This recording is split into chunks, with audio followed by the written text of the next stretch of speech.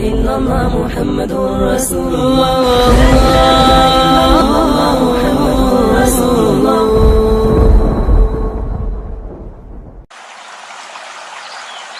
بسم الله الرحمن الرحيم. أيها الإخوة والأخوات، السلام عليكم ورحمة الله وبركاته. خوش آمدید به برنامه نوی قصه پیامبران. در قسمتی گذشته درباره چگونه آفریده شدن آدم علیه السلام سخن گفتیم. ملائک او را سجده کردند، سپس داخل جنت شد و خود را در ترس و وهم حس کرد. پس خداوند برای آرام کردنش زن را آفرید. زن را از قبرغه چپ آدم علیه السلام خلق کرد. آدم و حوا در جنت زندگی می کردند، از میوه هایش می خوردند، در سایه های آن استراحت می کردند، از دریاهایش می نوشیدند. خداوند بر آنها از تمامی جنت تنها یک درخت را حرام گردانیده بود. محاربه اول سر شد بین آدم و حوا و ابلیس. این جنگ بین انسان و ابلیس بود. هجوم اولی این جنگ شروع شد. چگونه ابلیس آدم را به نافرمانی خداوند وادار کرد. با او نگفت که از این درختی که بر تو حرام است بخور. هرگز با او نگفت که خدا را نافرمانی کن. لیکن ابلیس با دیگر اسلوب وارد میدان شد. فوسوس لهما الشيطان ليبدي لهما ما وري عنهما من سوآتهما وقال ما نهاكما ربكما عن هذه الشجرة إلا أن تكونا ملكين. ای آدم، آیا نمیخواهی فرشته باشی؟ ای حوا، آیا تو نمیخواهی از جمله ملائک باشی؟ همه این را میخواهند. اگر شما از این درخت بخورید از جمله ملائک میشوید که خدا را عبادت میکنند و با او نزدیکند. بسیار آسان است. از این درخت بخورید از جمله ملائک میشوید. الا ان تكونا ملکین. ای آدم و حوا، آیا دوست نمی‌دارید که ابدی در جنت بمانید که در آن نه مرگ است و نه نهایت؟ از این درخت بخورید. او تكونا من الخالدین. هرگاه به هر صورت و شکل به نزد آنها می آمد، اما آنها قبول نمی کردند، زیرا که آدم علیه السلام خدا را عبادت می کرد و فرمان بردار بود. سالها و روزها گذشت، آدم و حوا به درخت نزدیک نمی شدند. ابلیس بزرگی خدا را به آدم علیه السلام نشان داد و وارد جنگ شد. به خداوند قسم خورد، شما را به خدا قسم که من راست می گویم. قسم به خدایی که معبود غیر از او نیست، اگر از این درخت بخورید جاویدان در جنت میمانید. این از زینت دادن و مغرور کردن. وقاسمهما انی لکما لمن الناصحین. در این دفعه آدم علیه السلام او را تصدیق کرد و فراموش کرد آنچه بین او و خداوند بود. باوری برای چی بود؟ زیرا ابلیس به خداوند سوگند خورد. آدم تصور نمی کرد که مخلوقی بر دروغ به الله قسم خورد. ابلیس را باور کرد و از پس او رفت. فدلاهما بغرور. به آن درخت رسیدند. ابلیس آن را زینت میداد و آنها را تشویق میکرد. این هنگام حوا میوه از آن گرفت و بخورد و آدم نیز از آن خورد. در اولین چشیدن از این درخت فلما ذاقا الشجرة بدت لهما سوآتهما.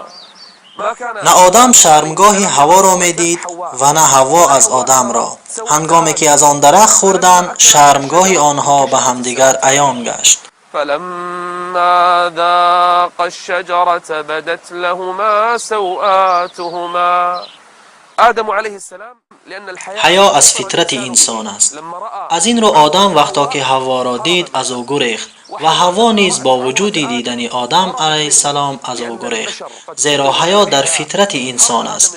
آدم از حوا گریخت و حوا از آدم. هر یکی از همدیگر می گریختند و جویای برگ از درختان شدند. برگ را کنده شرمگاه خود را پوشانیدند. وطفقا يخصفان عليهما من ورق الجنة. آدم علیه السلام می گریخت و می گریخت، اما درختان او را گیر کردند. آدم از آنها خلاص شدن می خواست، می گریخت و می گریخت. پس خداوند ندا کرد: ای آدم، آیا از من می گریزی؟ آیا از من می گریزی ای آدم؟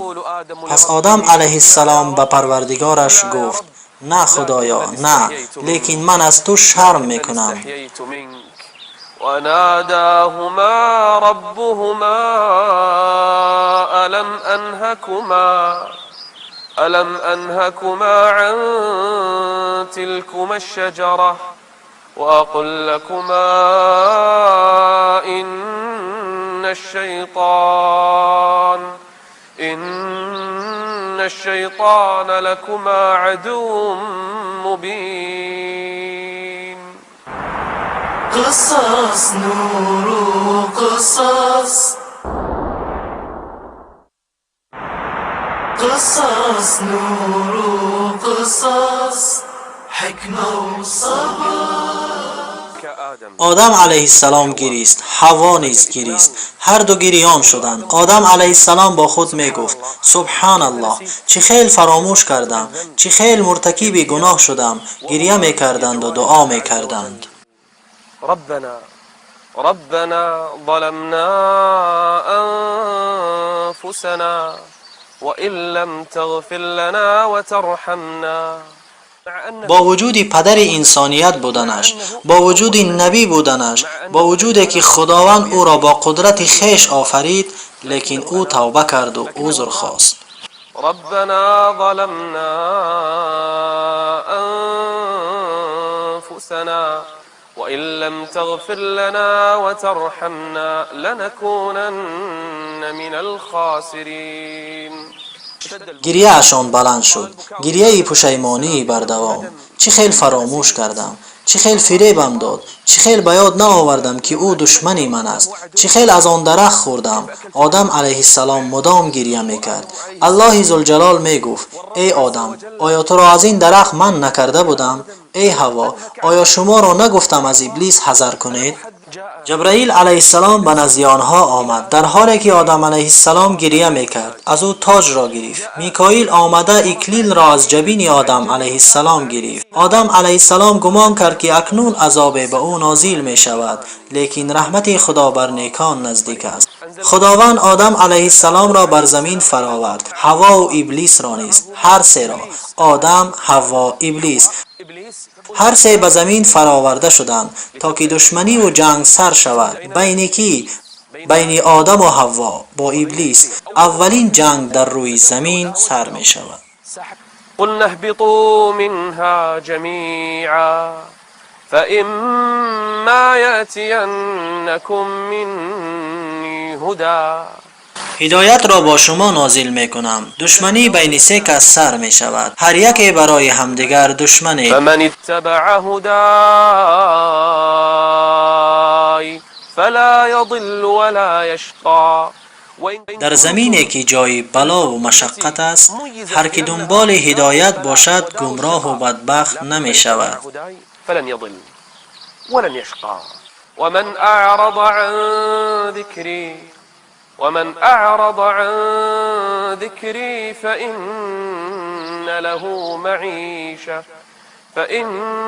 له معيشة ضنكا.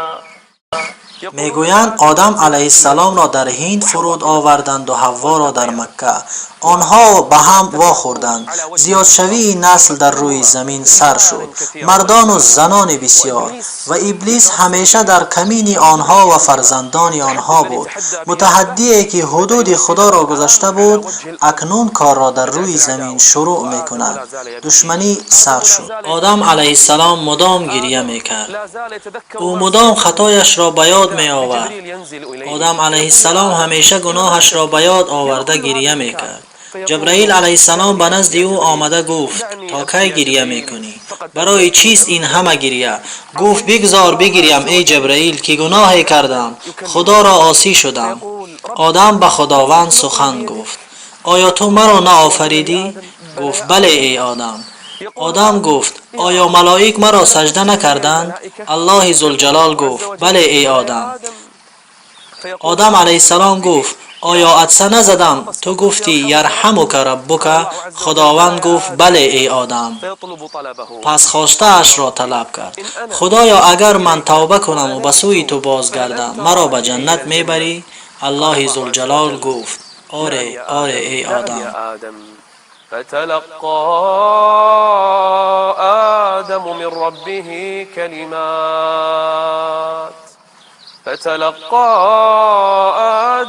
ربه كلمات فتاب عليه إنه هو التواب الرحيم.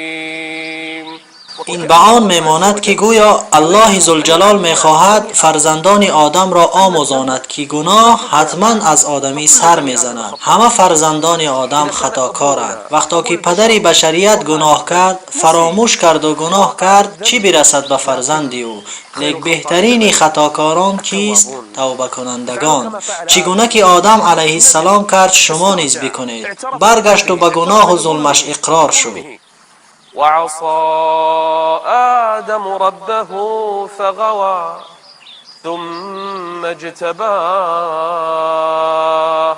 ثم اجتباه ربه فتاب عليه وهدى. الله ذوالجلال میگوید با وجودی که او گناه کرد و فراموش کرد، فرمان خدا را به جا نآورد.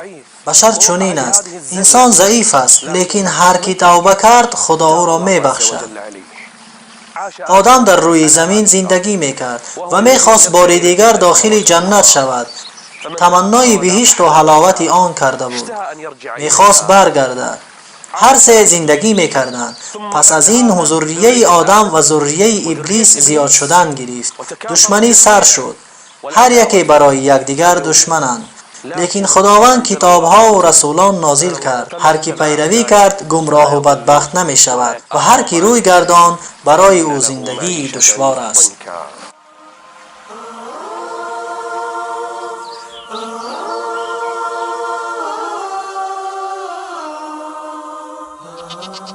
آدم علیه السلام دو پسر داشت، قابیل و هابیل.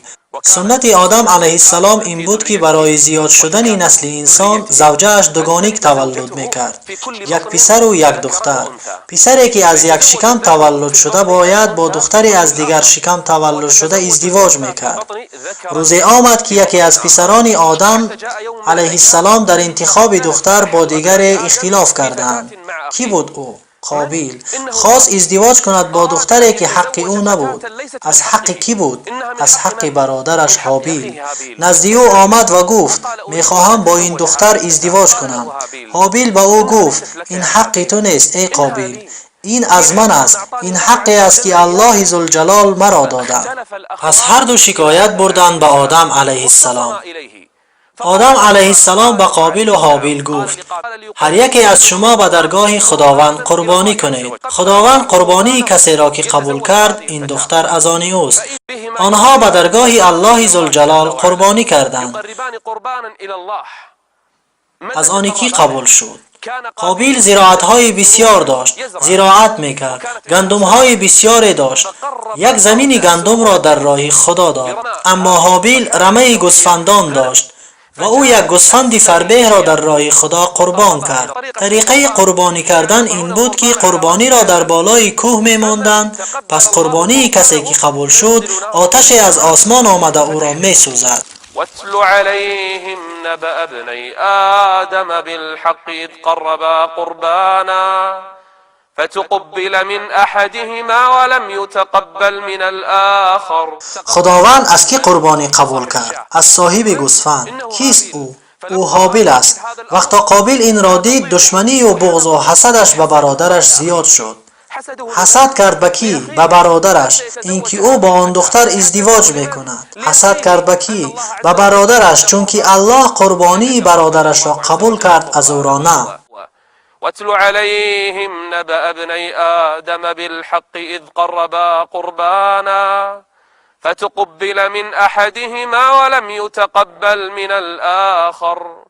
و حسد او تا درجه تهدید رسید. تهدید به چی؟ تهدید کرد به کشتن. گفت ای هابیل، میکشم تو را. الله اکبر. این خطاگی در روی زمین هرگز رخ نداده بود. هیچ کس از ذریه انسان حتی فکر کشتن هم به سرش نآمده بود مگر قابیل. بدبینی و حسد او را به کشتن برادرش برده رساند. قال لأقتلنك. هابیل به برادرش گفت قال انما يتقبل الله من المتقين. هر کار که میخواهی بکن، خداوند از من قبول کرد، زیرا که من به اذن الله از اهل تقوایم، و خداوند از تو قبول نکرد، زیرا که تو از اهل تقوا نیست. قال انما يتقبل الله من المتقين. سپس با تمام ادب و خوش زبانی جواب داد لئن بسطت إلي يدك لتقتلني ما أنا بباسط يدي إليك لأقتلك إني أخاف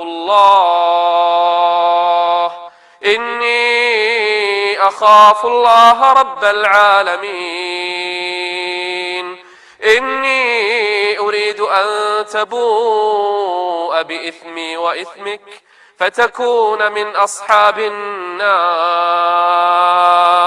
وذلك جزاء الظالمين.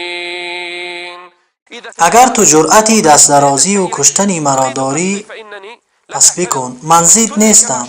چی خیلی که میخواهی بکش، زیرا که تو از جمله دوزخیانی. اما من به اذن خدای تعالی تمام گناه ها را تحمل میکنم، همه را به گردن میگیرم و روز قیامت مرا خداوند میبخشد.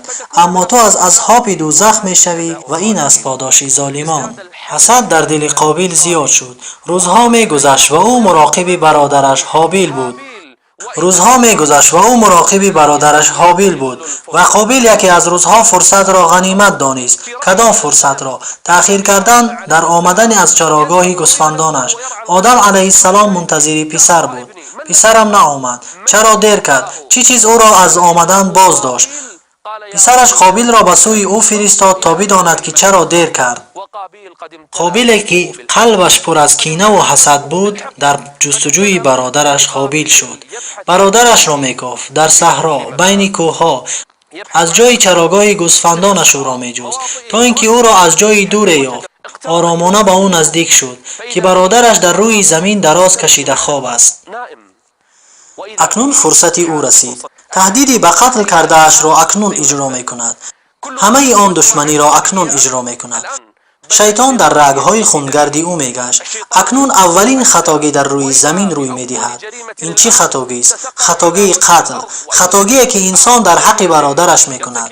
و قابیل سنگ کلان را برداشته خواست بکشد، اما نمی دانست. پیش از این نکشته بود. سنگ کلان را برداشته به سری برادرش زد. سری برادرش میده شد. برادر خود را در جا کشت.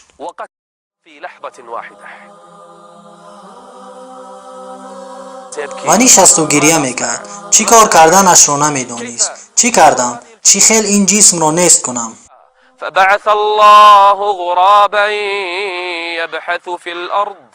زاغ زمین را به پایش کوفت و چیزی را در آن ماند و خاک را پوشید. الله ذوالجلال نشان داد که چگونه جسم برادرش را گور کند. بعث الله غرابا يبحث في الأرض ليريه كيف يواري سوءة أخيه قال يا ويلتى أعجزت أن أكون مثل هذا الغراب فأواري سوءة أخي فأصبح من النادمين. هر کی در روی زمین کسی را میکشد، یک جزئی از گناه قابیل پسر آدم علیه السلام را مرتکب می شود. ابن آدم علیه السلام. قصص نور قصص قصص نور و قصص حکمه و آدم با همراهی فرزندان خود در روی زمین زندگی میکرد. گفتند که او 1000 سال عمر دیده است و فرزندانش دین خدا را می آموخت، خدا را به یادشان می آورد. همه زمین خدای یگانه را می پرستیدند. ذریه او زیاد شدن گرفت، یکی با یکی ازدواج می کردند و همین طور نسل انسان زیاد می شد. خیر در آنها بود. لحظه رسید آدم علیه السلام فرزندش شیس را وصیت کرد که مردم را پس از او تبلیغ به دین خدا کند و بنی آدم را دائم به ذکر خدا مشغول سازد و دین خدا را آموزاند. شیس این وصیت را پذیرفت. آدم ضعیف و ناتوان شد، پوست بدنش تنک شد، پیر و مریض شد و بستری گشت. لحظه های آخری حیات سر شد. نهایت اولین نبی بشر، نهایت پدر ما آدم علیه السلام. همه به نزد او برمیگردیم. اولین انسانی که خداوند آفریده است، اکرامش کرده و ملائک به او سجده کردند. داخل جنتش کرد و از آن به زمین فرو آورد. اکنون لحظه های آخری حیات است. آدم بیمار و بستری گشت. فرزندانش در اطراف او جمع شدند. با او گفتند ای پدر چی میخواهی؟ گفت میوگی میخواهم. هر میوه باشد بیارید تا بخورم. فرزندانش به جستجوی میوه ها رفتند. در جستجوی میوه بودند که ملائک را واخوردند. ملائک از آنها پرسید کجا می روید؟ گفتند به کافتن میوه. ملائک گفتند برای کی؟ فرزندان آدم گفت برای پدرمان که خواست از میوه بخورد. ملائک گفت برگردید. گفتند چرا؟ ملائک گفتند پدرتان درگذشت، وقت و ساعتش تمام شد. كل نفس ذائقة الموت. كل انسان، همه انسان چقدر که عمر نداشته باشد فرصتش فرا می رسد و می میرد. اولین نبیه که دنیا را پدرود گفت، پدر انسانیت، پدر ما و شما. فرزندانش آمدند دیدند که او مرده است و روح او کیها بدن را ترک کرده. فرزندانش نمیدانستند که چیکار کنند، زیرا اولین بار انسان با مرگ طبیعی مرده است. پس ملائک آنها را تعلیم داد. آن را شستند و خوشبوی کردند، کفنش کردند. سپس زمین را کافتند، لحدش کندند. سپس آدم علیه السلام را گورانیدند. ملائک گفتند این از سنت شما و این از روش تدفین شما. چون این خاتمه یافت صحیفه اولین نبی در روی زمین، اولین مخلوق از انسان. قصه او مثل یک سیاره بزرگی بود. شما در آن دیدید که اثر گناه چگونه تأثیر میگذارد. این چنین رحمت خدا را به آدم علیه السلام دیدید، چنین از رحمتش به فرزندان او توبه کنندگان را میپذیرد. در برنامه آینده درباره نبی و اولین رسول سخن میگوییم. رسول کسی است که با دین نو می آید، اما نبی کسی است که مبلغ شریعت پیش از خود بوده را می کند. بعد از آدم چی رخ داد؟ آیا در روی زمین مشرک پیدا شد؟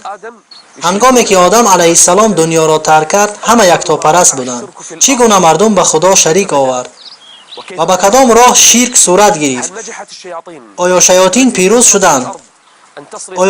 پیروز شدند که مردم را از راه خدا به سوی غیر خدا برند؟ این همه را در برنامه آینده خواهیم شنید ان شاء الله. حتى نلقاكم استودعكم الله والسلام عليكم ورحمة الله وبركاته. قصص نور قصص